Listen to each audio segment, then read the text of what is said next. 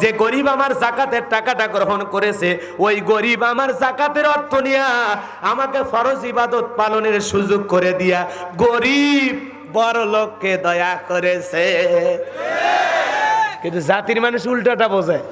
আল্লাহ যদি মুমিন বান্দাকে সম্পদ দেয়, টাকা পয়সার মালিক বানায় দেয়, নিসাব পরিমাণে ধনের মালিক বানায় দেয়, মুমিন বান্দা প্রতি বছরে সক্রিয়ভাবে হিসাব করে করে বছরে একবার যাকাত দেবে কার ভয়ে? যাকাত মানে মালের ময়লা। যাকাত হলো আপনার সম্পদকে পবিত্র করবে।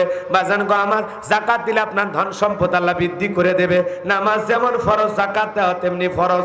যাকাত দেওয়া মানে গরিবকে দয়া বা করুণা করা নয়। কথা কন, আপনার যাকাত দেওয়া ফরজ, বড় লোকের যাকাত দেওয়া ফরজ, গরিবের যাকাত খাওয়া ফরজ নয়। আমি গরিবের হাতে যাকাতের অর্থ দিলাম, তার মানে আমি গরিবকে দয়া বা করুণা করলাম না।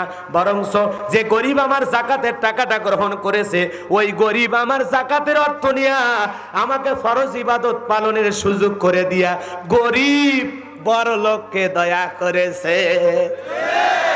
কিন্তু জাতির মানুষ উল্টাটা বোঝে। কথা কন না কা?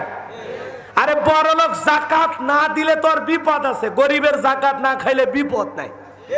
কথা কন না? এই জন্য আমরা যে গরিবের হাতে যাকাতের টাকা দিলাম, তার মানে আমি গরিবকে দয়া করি নাই, বরং ওই গরিব থাকার কারণে আমি আমার ফরজ ইবাদত পালনের সহজ একটা সুযোগ পাইলাম। কথা কন ঠিক কিনা?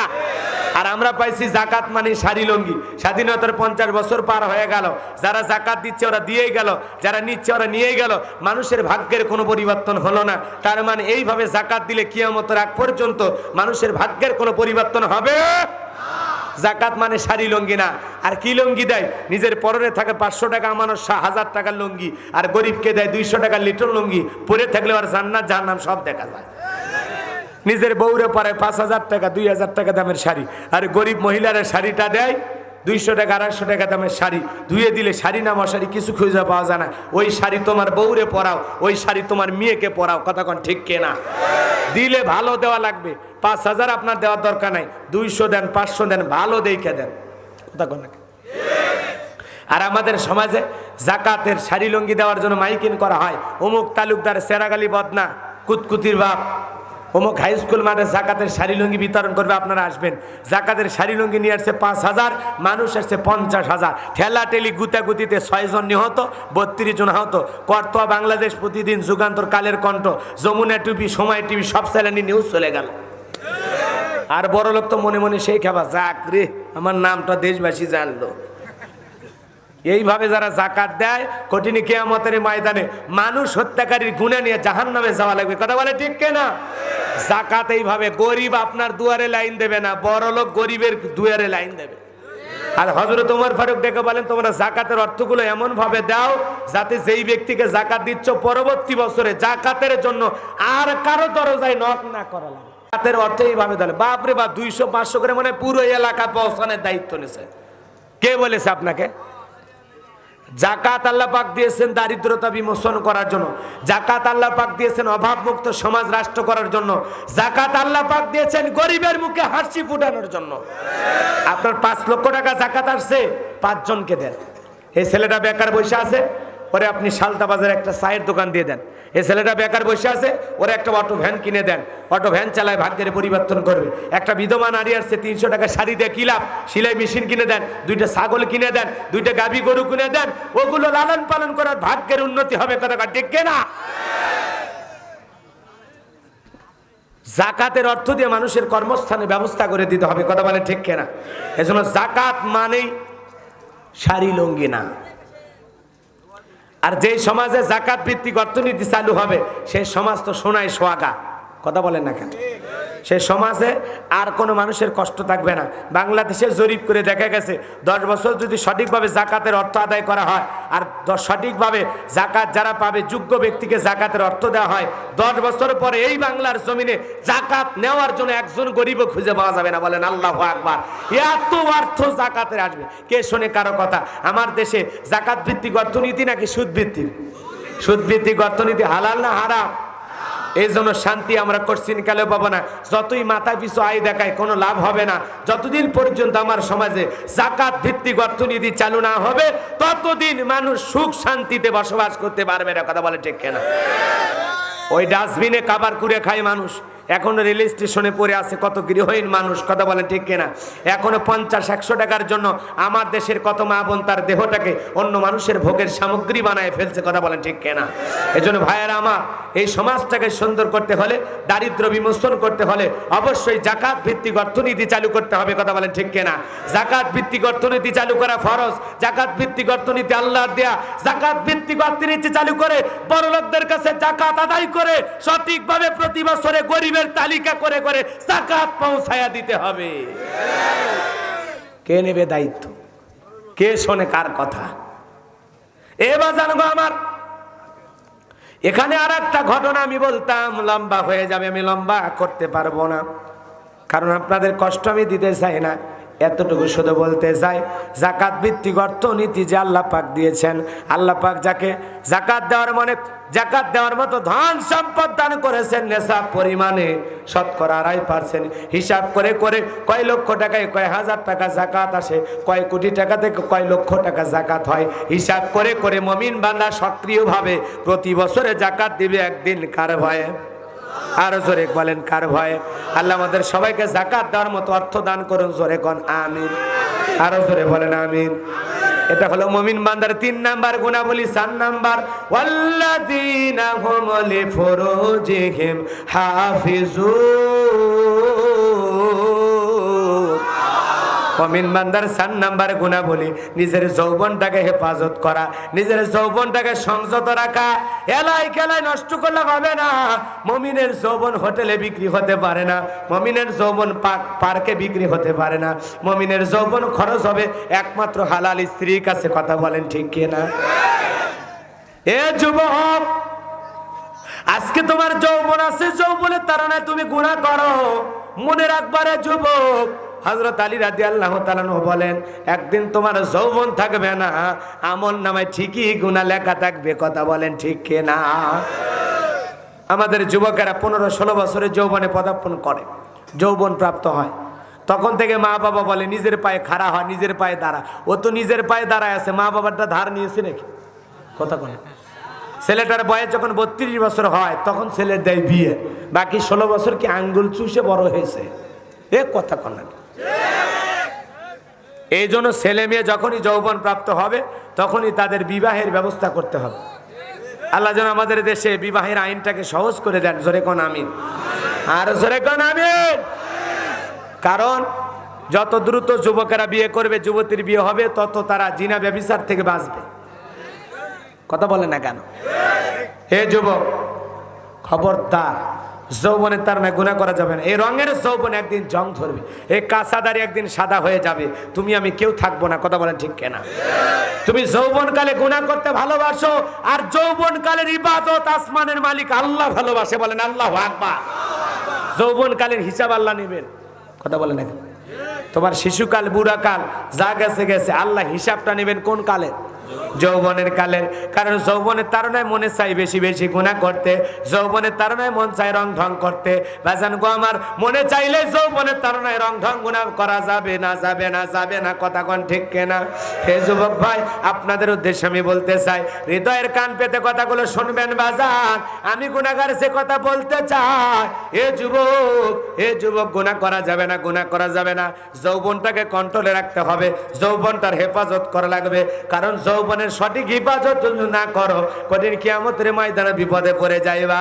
মনে রাখবা, এ যুবক, যৌবন আছে দেখে গুনাহ করা যাবে না, যৌবন আছে দেখে গুনাহ করা যাবে না। ভালো করে শোনো, আল্লাহর পয়গম্বর নাম হলো ইউসুফ আলাইহিস সালাম। জুলেখা নিজের কামনা বাসনা পূরণ করার জন্য 10টার দরজায় তালাবন্দি করা পয়গম্বরকে গোপন কক্ষে নিয়ে গেছে, দরজায় মারছে তালা। জুলেখা মিটাইতে চাই মনের জ্বালা, ও হলো শয়তানের খালা, কথা কোন ঠিক কিনা?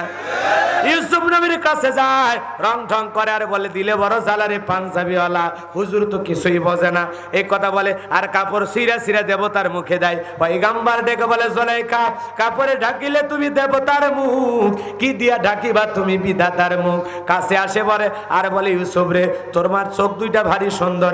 ইউসুফ নবী ডেকে বলে, জুলেখা, এই চোখ যে আল্লাহ দিয়েছে তার কথা স্মরণ করো। আর পয়গম্বরকে আল্লাহ পাক কুদরতের কিছু নিদর্শন দেখাইলেন। পয়গম্বর দিলের মধ্যে ভয় চলে এসেছে, ইন্না খাফুল্লাহ, আল্লাহর ভয় নিয়া এ যুবক 10টা দরজায় তালাবন্দি। এরপরে পয়গম্বর জুলেখার নিচে সামান্য বাঁকা নজরে তাকায় না, মনের মধ্যে 19-20 হয় না। আল্লাহর পয়গম্বর আল্লাহর ভয় নিয়ে বলে, আল্লাহ আমার দায়িত্ব হলো সামনে দৌড় মারা, আর দরজার তালা খুলে দেওয়ার দায়িত্ব আপনার। আল্লাহর উপরে ভরসা করে পয়গম্বর যখন মারলে দৌড়, আল্লাহর কুদরত থেকে এক এক করে 10টা দরজার তালা খুলে গেল। কোন সুবহানাল্লাহ। জুলেখা মনের এত রাগ পিছন থেকে মারছে থাবা, এক থাবাই পয়গম্বরের জামার অংশ পর্যন্ত ছিঁড়ে গেছে। আর দরজার সামনে যা দেখে, যেখানে বাঘের ভয় সেখানে রাত হয়। তার স্বামী আজজ মিশর দাঁড়ায় আছে। মুহূর্তের মধ্যে জুলেখা নাটকের মোড় চেঞ্জ করে বলে, আর কিছু সময় দেরি হলে ইউসুফ আমার সর্বনাশ করত। ইউসুফ আমার ইজ্জতের দিকে হাত বাড়াইছে। জোরে বলেন নাউজুবিল্লাহ। মেয়েদের নাকা কান্নার অভিনয়, মুহূর্তের মধ্যে নাটকের মোড় চেঞ্জ করে স্বামীরে ভোলায়া ভালায়া মিথ্যা দোষ দিয়া আল্লাহর পয়গম্বরকে মিথ্যা তহমত দিয়া 9.5 বছর জেলখানায় বন্দি করলো। কথা বলেন ঠিক কিনা? এই জন্য নারীদের ষড়যন্ত্রের ফাঁদ বড় মারাত্মক। এ যুবক, ওদের উপের জালে ছলনার ফাঁদে পড়া যাবে না। র্যাবে ধরলে বাঁচবি, পুলিশে ধরলে বাঁচবি, কিন্তু ওদের ছলনার ফাঁদে যদি একবার আটকে যাও, ফাঁদে পড়িয়া বগা কান্দে রে। ওরাদের ভিতরে মায়া দয়া নাই, ওদের ভালোবাসা বলে কিছু নাই, সব ছলনা, প্রতারণা আর অভিনয়। প্রেম করে আর কয় সোনা দাহানা দামি গহনা, কোনো কিছু চাই না। কি চাই? কয় তুমি গাছের পাতা ছিঁড়ে করো আমার গহনা। কথা কর না? এ আম পাতা, জাম পাতা, পাতার তো অভাব নাই।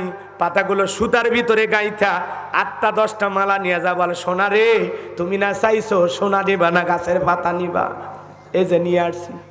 কথা কর না কে? তখন বলবি ওটা এমনি আবেগে বলছি। স্বর্ণ না পড়লে মেয়েদের সুন্দর দেখায় না,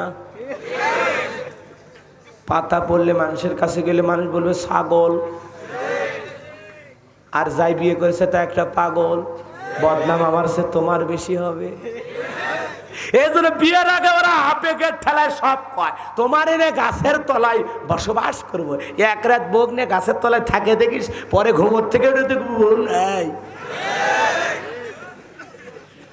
ওরা সব আবেগের ঠেলায় বলে ফেলে দেয়। এই জন্য খবরদার, ওদের ছলনার ফাঁদে পড়া, ওদের রূপের জালে আটকা যাবে। ওরা ছলনাময়ী। কথা কর, ওরা ছলনাময়ী। এ নারীরা কি? হ্যাঁ, বিয়ের আগে, বিয়ের আগে। বিয়ের পরে বউ হলে ছলনাময়ী হবে কেন? কথা কর না কে? এই জন্য বিয়ের আগে প্রেম ভালোবাসা জায়েজ না হারাম। ছেলেদের কোনো মেয়ে বান্ধবী থাকতে পারে না, হারাম। মেয়েদের কোনো ছেলে বন্ধু থাকতে পারে না, হারাম। না হুজুর, আমরা একটু জাস্ট ফ্রেন্ড। ওরে শয়তান, আছে না? না, তুমি জাস্ট ফ্রেন্ড বলতেছো, তুমি কি হিজড়ে? তুমি মেয়ে মানুষের সাথে ঘরে, তোমার মন কিছুই কয় না। কথা কর না কেন? এই জন্য খবরদার, খবরদার, মেয়েদের কোনো ছেলে বন্ধু থাকতে আর ছেলেদের কোনো মেয়ে বান্ধবী থাকতে। কিন্তু আমাদের পরিবারগুলো হয়ে গেছে ফ্রি ফ্রি পরিবার, বোঝেন তো? আমাদের মা বাবা আত্মীয় স্বজন এরা ফ্রি হয়ে গেছে। মাই মেয়েরা ডেকে বলে আমরা তো কলেজে পড়াশোনা করেছি, তোমার 2-1টা বন্ধু হয়নি? বলে আছে তো মা 2 জন, কিন্তু আমি নিয়ে আসতে চাই না। ওরা এত লাজুক। বলে কেন? তুমি কাকে বেশি পছন্দ করো? বলে আমি রুবেলকে পছন্দ করি। ঠিক আছে, রুবেলকে নিয়ে আসবে। এইবার রুবেলকে নিয়ে চলে আসছে। রুবেল এসে সালাম দেয়, আসসালামু আলাইকুম আন্টি। ওয়ালাইকুম আসসালাম। তোমার নাম রুবেল? আমার মেয়ের সাথে একই কলেজে পড়াশোনা করো? ও ভালো। তো বাবা তুমি আসতে ভয় পাও কেন? তুমি কি মনে করো? আমাকে মানুষ মনে করো না, আমাকে তোমার আন্টি মনে করবা। আন্টি। কথা বল না কে? যাও রুমি, রুবেলকে তোমার ঘরে নিয়ে যাও, আমি তোমাদের জন্য চা বিস্কুট নাস্তা পানি দিচ্ছি। চা বিস্কুট নাস্তা পানি দিচ্ছি। এখন ওরা 2 জন যুবক যুবতী ঘরের ভিতরে বসে কি করতেছে? নফল নামাজ পড়তেছে। এই যে ফ্রির যে কারবার আমরা চালু করে দিয়েছে, ডিজিটাল মা বাবা সন্তানের সর্বনাশ করে ফেলে দিল। কোন যুবক মেয়ে, যুবক ছেলে এইভাবে দেখা করা জায়েজ আছে?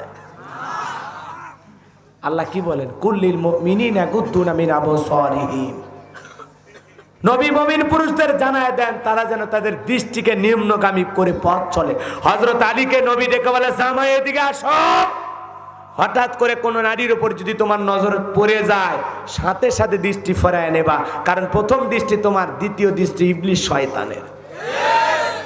আগে দর্শন, তারপরে তো ধর্ষণ। কথা কন না? হ্যাঁ যুবক, পয়গম্বর ইউসুফ নবীর মতো হতে হবে। জীবন দেব, জেল খাটবো, তারপরে কোনো নারীর ছলনার ফাঁদে পড়বো। কথা বলো।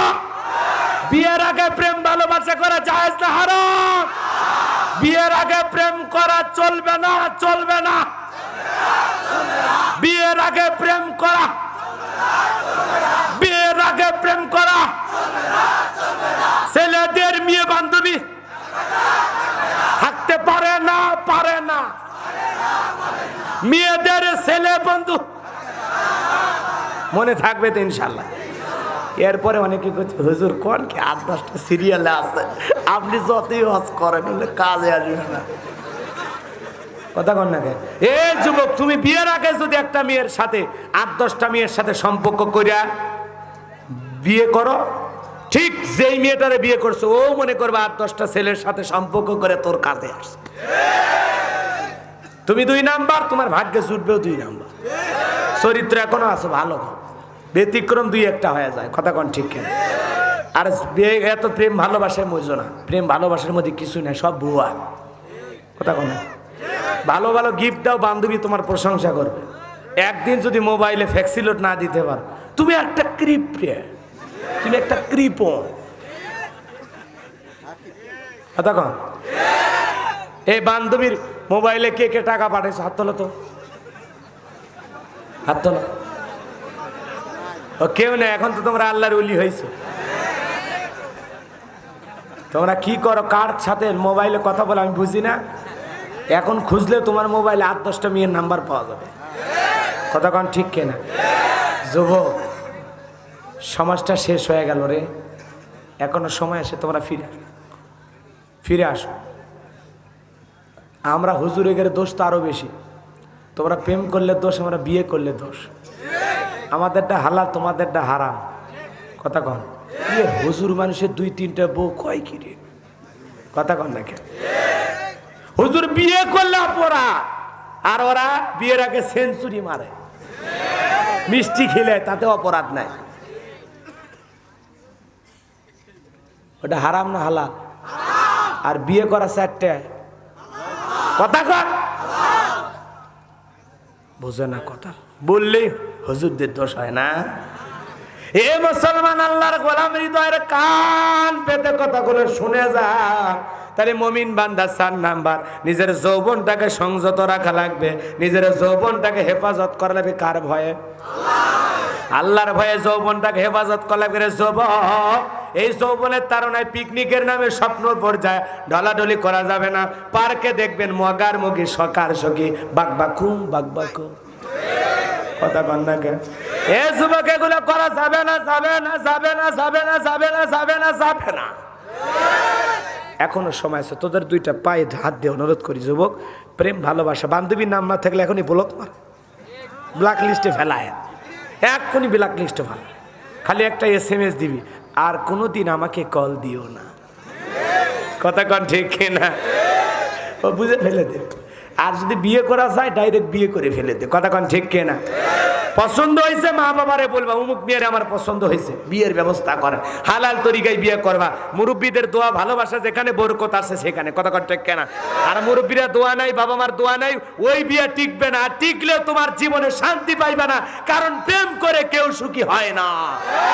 প্রেম করে বিয়ে করে কেউ সুখী, খালি দুঃখ, খালি অশান্তি। কথা কন না কে? 2 জন স্বামী স্ত্রী, বাপ রে বাপ, বাবা মা রাজি হয় নাই, প্রেম ভালোবাসা করেছে, কয় রাজি থাকলে 1 সাপন, না হলে 2 সাপন। মা বাবা বলে আমাদের বংশে কেউ প্রেম করে বিয়ে করে নাই, বিদায় আমরা মানবো না। ছেলে মেয়ে মনের দুঃখে পালায় গেছে ঢাকায়, যায় নাকি এলাকায়, দুজনের হাত তুলে যায়, হাওয়া চানায় হারিয়ে পালিয়ে যায়। বিয়ে করে গার্মেন্টসে চাকরি করা শুরু করে দিয়েছে বাজার। কয়েক মাস যাইতে না যাইতে দুইজনের মধ্যে খালি ঝগড়া খালি ঝগড়া খালি ঝগড়া। ঝগড়া বোঝেন?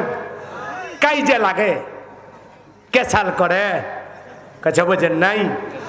হ্যাঁ, কেচাল করা বোঝেন, ঝগড়া করা বোঝেন? কেচাল করে, দুইজন ঝগড়া করে। স্ত্রী স্বামীকে সন্দেহ করে, স্বামী স্ত্রীকে সন্দেহ করে। রাত 12টায় স্ত্রীর মোবাইলে মেসেজের সাউন্ড কোকো কোকো করে বেজে উঠছে। ছেলে এবার বিবির মোবাইলটা নিয়ে ঘুমের ঠেলায়, বোঝেন না, চোখ ঘুষ্ট হইতে ঘুষ্ট, স্ত্রীর মোবাইলে লেখা উঠেছে বিউটিফুল।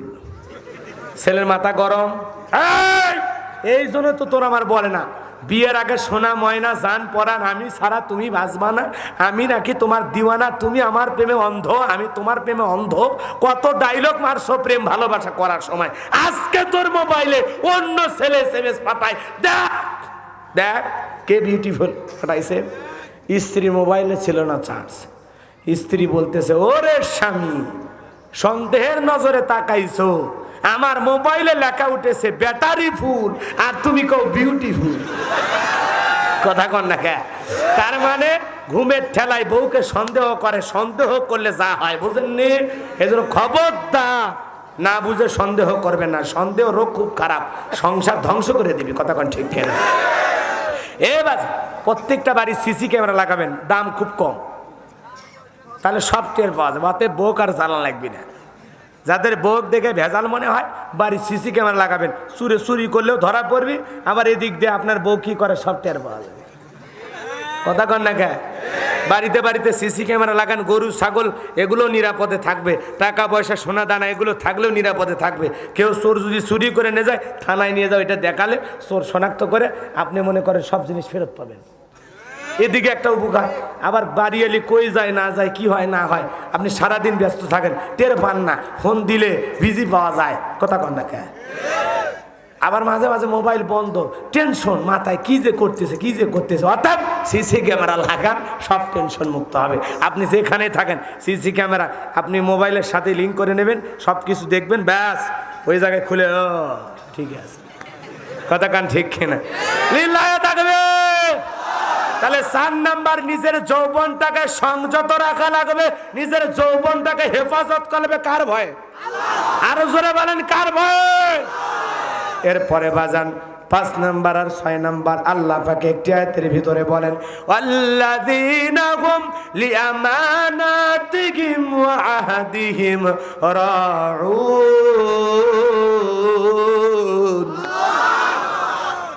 আল্লাহ রাব্বুল আলামিন বলেন 5 নাম্বার আমানত রক্ষা করা। আমানত মানে কি?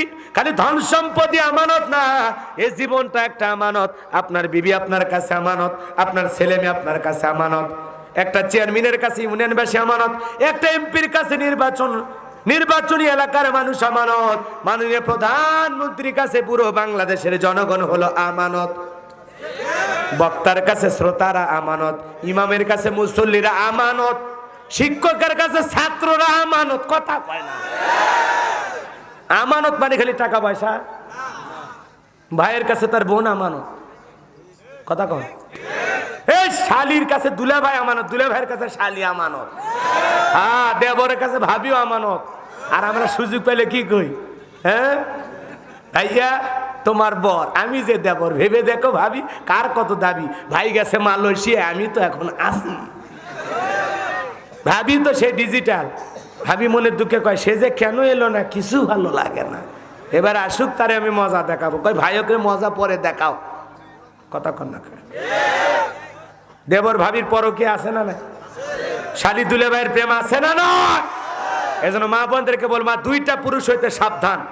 হাদিসের ভাষায় এদেরকে মৃত্যু তুল্য বলা হয়েছে, বিষাক্ত সাপের চাইতে ভয়ঙ্কর। একটা হলো দেবর আর একটা দুলে ভাই। এর কাছের লোকেরা বেশি ক্ষতি করে সুযোগ পাইলে।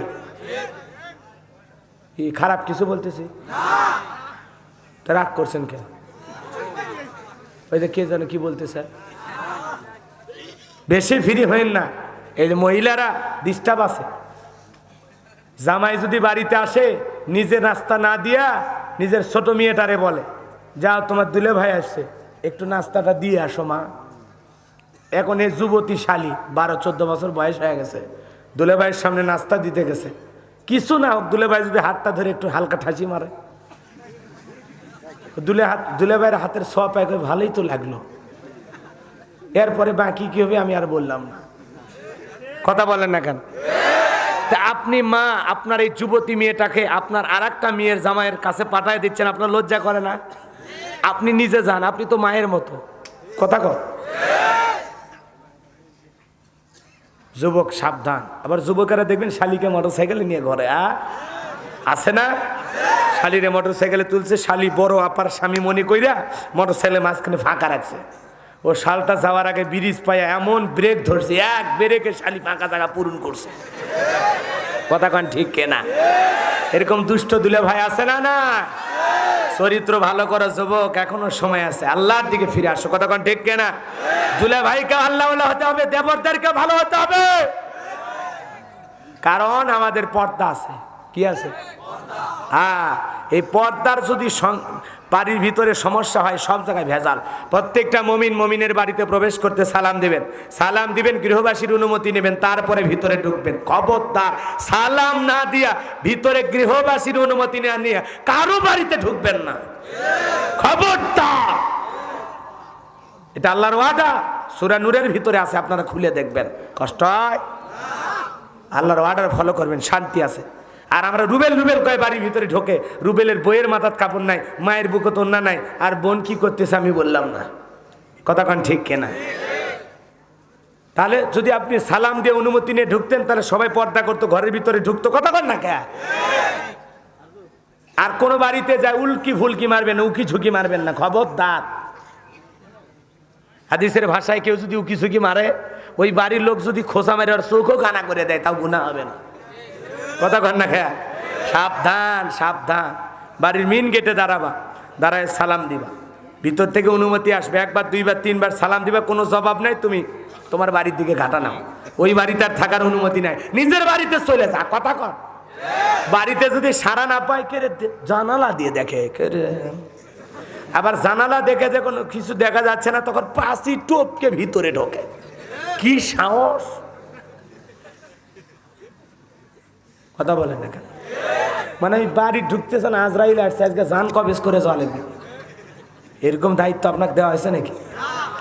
বাড়ির লোকের সারা নাই, আপনি বাড়িতে যান, পরে মোবাইলে যোগাযোগ করবেন, 2 দিন পরে এসে খোঁজ খবর নেবেন। কথা কন ঠিক কেনা? আল্লাহ আমাদের সঠিক বুঝদান করুন, জোরে কোন আমিন। প্রত্যেকটা বাড়িতে বিবিকে, আত্মীয় স্বজনকে সালাম দেবেন তো ইনশাআল্লাহ। সালামের ব্যাপক প্রচার প্রসার করবো ইনশাআল্লাহ। আমানত রক্ষা করা 5 নাম্বার। কি করা? আমানত রক্ষা করা। 6 নাম্বার ওয়াদা প্রতিশ্রুতি রক্ষা করা। মুমিন মুখে যা বলবে, অন্তরে তা বিশ্বাস করবে, কাজে তা বাস্তবায়ন করবে। মুমিন কোনোদিন ওয়াদা খেলাপকারী হতে পারে না। কথা কন না কেন? মুমিন যে কোনো ওয়াদা দেওয়ার আগে মুমিন 1000 বার চিন্তা করবে। মুমিন ওয়াদা দেওয়ার আগে কতবার চিন্তা করবে? 1000 বার চিন্তা করবে। এজন্য ওয়াদা পালন করতে হবে, ওয়াদা বা প্রতিশ্রুতি রক্ষা করা 6 নাম্বার গুণাবলী। 7 নাম্বার, আল্লাযীনা হুম আলা সালাওয়াতিহিম ইউহাফিজুন। 7 নাম্বার হলো নিজেদের সালাতের প্রতি যত্নবান হওয়া, যত্ন সহকারে সালাত আদায় করা। যে ব্যক্তি আসর পড়ার পরে মাগরিব পর্যন্ত মনটা মসজিদে টাঙানো থাকে, আবার নিজে একা সালাত পড়ে না, বিবিকেও নামাজি বানানো লাগবে, ছেলে মেয়ে পরিবার পরিজন যারা আছে ওদেরকেও নামাজি বানানোর দরকার আছে না নাই? আমি আমার ছেলের হাত ধইরা স্কুলে নিয়ে যেতে পারি, বাজারে হাটে ঘাটে নিয়ে যেতে পারি, আমি বাবা হিসাবে কেন আমার সন্তানের হাত ধরে আল্লাহর ঘর মসজিদে নিয়ে যেতে পারবো না? নিয়ে যাওয়ার দরকার আছে না নাই? আমি একা একা ফজরে গেলাম, বউরে ডাকলাম না, ছেলে মেয়েরও ডাকলাম না, হবে না। ডাক দিতে হবে, এটা আপনার দায়িত্ব। কথা কর না কেন? বিবিকে ডাক দেন, সোনা ওঠো, তুমি ফজরের নামাজ বাড়িতে পড়ো, পরে একটু হালকা গরম পানি দিয়ে কড়া লিগার করে চা বানাও তো সোনা, তোমার হাতের চা টেস্ট সেই রকম। বউ খুশি হয় এমনি স্বামীর ভালোবাসা চা বানাবে।